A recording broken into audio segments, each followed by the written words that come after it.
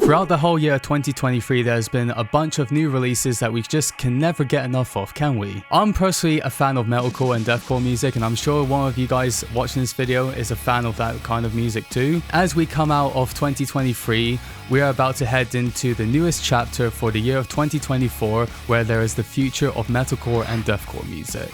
This video is something that I usually don't ever do, but this is just a bit of content for you all, so I just thought I'd do this video. I just want to say something quickly, just to clear this up. This is not a top 10, nor am I saying they are better than the rest of the albums. This is just my 10 favorite metalcore and deathcore releases of 2023 that I'm going to be listing and then discussing about them, and even saying why I like them as well. However, I'm happy for you guys to discuss what your favorite releases are and even say why you like them as well. And I'm actually willing to hear from you guys about what your favorite releases are. Drop them down into the comments section and give this video a like as well if you thought this is a really good video, and subscribe to my channel if you'd like to see more videos in the future. Now without further ado, let's get into this video. Number 1, Ashen by Humanity's Last Breath. This is the type of band that actually got me into the style of fall music, and we can all know someone who is very known in the metal scene, someone called Buster Oderholm. And if you don't know who Buster Oderholm is, he is a modern metal musician, producer, mix engineer and mastering engineer, and he is known for his sonic mixes. He's worked for bands like Hacktivist, Born of Osiris, Shadow of Intent and Oceano. This album that I've just listed is such a masterpiece. That's gotta be one of my favorite albums, and the reason that this is my favorite album is because I like the fact that he actually got to do things himself. You know, he writes the albums, he produces them, mixes them and masters his own stuff for Humanity's Last Breath. And what I realize nowadays that, you know, you do have musicians out there that might not put in the same energy, the time and effort as much as you do. And like Buster said in a video before where he actually had an interview with Ola England before, my will to do the music is still there, but their like enthusiasm might not be what my enthusiasm is. So you kind of just have to do it yourself, basically. Buster, if you're watching this, I love your mixes. Number 2, Fatalism by Polaris. One of the greatest Australian metalcore bands that I've ever heard of. It's actually sad and heartbreaking to hear about the guitarist Ryan Sue, who's unfortunately passed away, and all our love and condolences actually go to his family, his friends, and people who are already close to him. The one thing I like about this album is the production quality of it. I've not actually heard of this band before until I stumbled across this album called The Death of Me, I think it's called, and my favorite track is Landmine. That track that actually got my blood going, and just everything like production wise is just pure fun, pure uber heaviness in the guitars. So yeah, I consider that to be one of my favorite albums because of the, you know, the nice production of using synths and effects, and the fact that, you know, you're making, you know, hardcore punk and old school metalcore like a lot more greater again. Number 3, The Fear of Fear by Spiritbox. Now Spiritbox is the band that I like to call the Evanescence of metalcore. And again, it's just my opinion. I like Evanescence, I'm not gonna lie. And I also like the band Spiritbox. It kind of just reminds me of Evanescence in a way where you have, you know, you have female sung vocals. The only different thing about Spiritbox is that they're a lot more heavier, and there's so much more heaviness than there is in the band Evanescence. I don't usually listen to bands that are like female sung or even female like scream. The band that I can remember that's female sung is Here Riot, and this band Spiritbox is the band that I never thought that I would get into, but I quite like to see them live one day. So their EP is actually the sequel to Eternal Blue album, and that album Eternal Blue is actually the album that I actually managed to hear from people on Facebook and Reddit, because everyone was talking about the band Spiritbox, and I had no idea who they were until I actually looked up on Spotify and checked out songs like Holy Roller and Circle of Me, and they're actually pretty decent bangers. But this EP is next level stuff. Like, I love the production of it again, and just also how heavy it is on the song Celador. It's the band that I do hope to see play live one day, and I hope they get to come here in the UK sometime soon. Number 4, Downer by 1056. I actually got to meet the band before, and they're pretty cool guys, and this was when my band Hounds that I used to be in, we played at Fight Fest.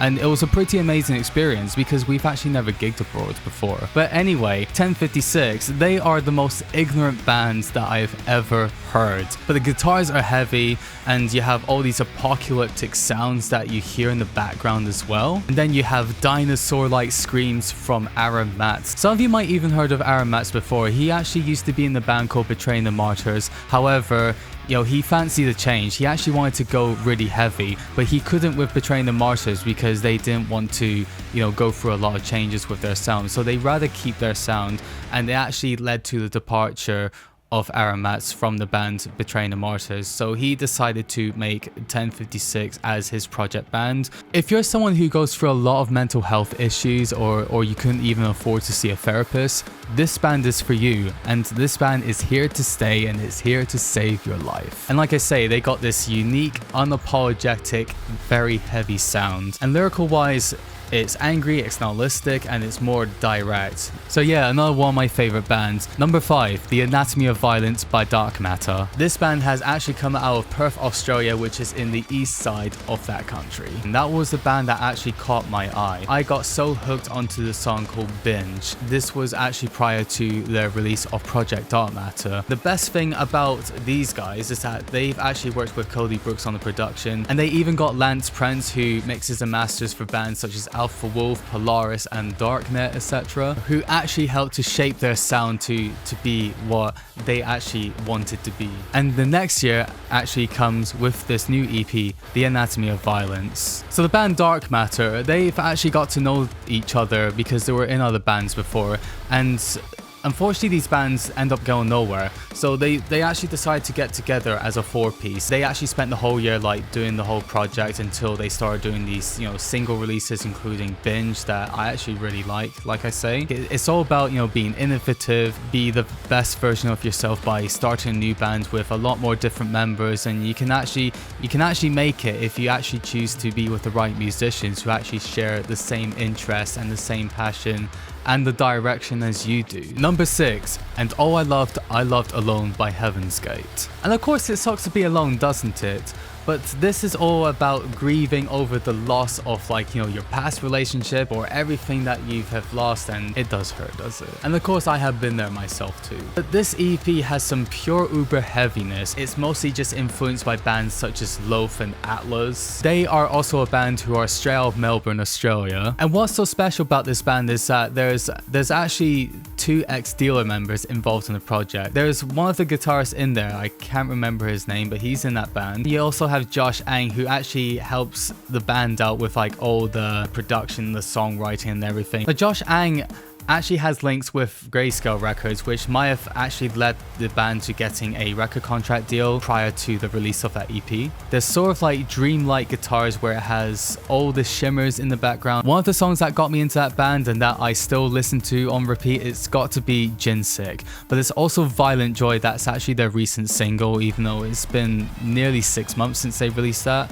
I'm hoping to be expecting another single in the next 3 months. Number 7, The Internet by Darknet. So I've actually been a fan of them for quite a few years now. I've actually didn't find them until they've released Morally Flexible, which is actually an album that focuses on nihilism and growing up. Now, going on the release of The Internet, they've actually released this album this month. There was no marketing involved, there was no hype, there was no promotions, none of that. They didn't even post on social media until they released it. We were in a Discord chat that we actually got invited to. I'm actually a Patreon member of that community, so I follow Darknet personally, through Patreon. They basically wanted to do their best to stay off of social media because of how toxic social media can be. But we were in a Discord chat and they had a special announcement, which I didn't really know what the special announcement was, that we were actually hearing the songs, and it was only a couple of hours away of the release. They still retained their sound like they did in their self-titled 2. They also had other songs that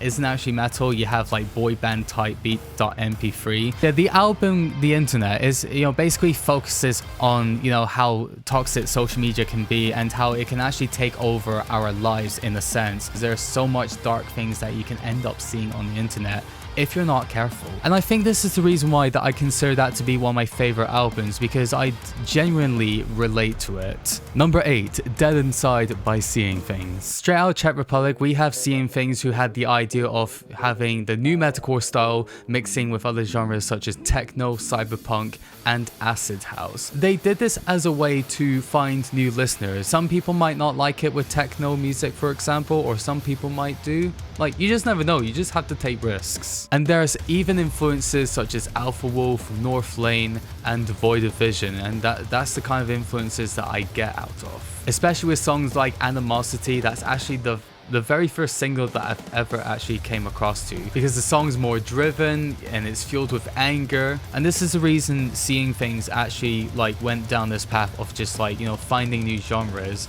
you know, just to mix in with and then reach out to like new people, like as well as like staying within the metalcore scene. But they also want to spread about to the electronic scene because it's all done electronically. And while listening to that band, it actually boosted this chemistry in me that actually made me want to listen to them a bit more again. Number 9, A Mind Waiting to Die by Graphic Nature. We have a new metal revival that's making its way back into the scene along with this band Graphic Nature, who are out there killing it in UK's metal scene. This was actually one of these bands that I know came into existence, and they were such a small band at the time.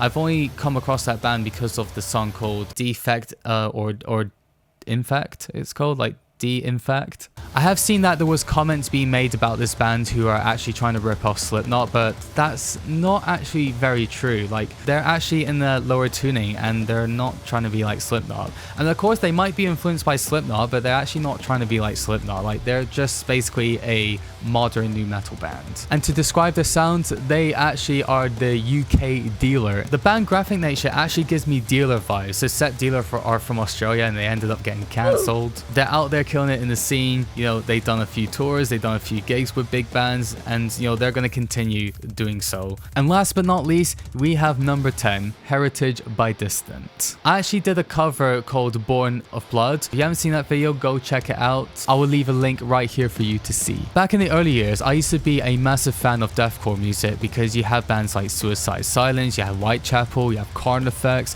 and you have Oceano, who are like out there killing it in the scene, and they still are to this day. However, I did kind of lost interest in deathcore music when I was coming up to the mid 2010s. There wasn't really like much deathcore bands that I'd be interested in, but perhaps for some odd reason I just wanted to hear something a lot more heavier, so I went to grindcore music. But then there was bands like Emure that popped up into my YouTube feed, so I decided to give these guys a listen, and I thought, oh yeah, that is spot on, like that is some heavy shit. But this band Distant actually came into the scene like in the mid 2010s, and that was obviously at the time that I lost interest in deathcore music. And in 2019 they released an album called Tyrannotopia, I think it's called. So the sound that they wanted to have like glued together as a one piece, they decided to, you know, look more into like gent music, deathcore music, and even like add more like orchestral elements to make it more symphonic. There's like, you know, digital elements as well as monsters in it. But yeah, that album is one of the sickest sounding albums I've ever heard, and that actually got me liking deathcore a lot more. And that is it for today. And again, this is not a top 10. They're just bands that kind of just influenced me to start writing music and even producing them. But I want to ask you guys a question. What are your favorite releases this year? Like are they your favorite releases that I just listed, or do you have any other favorite releases that you might want to put down in the comment section below? If you have anything, you know, drop it down. Oh yeah, and don't forget to like this video and subscribe to my channel if you want to see more metalcore and deathcore content. So peace out guys. I hope you all have a great Christmas and Happy New Year.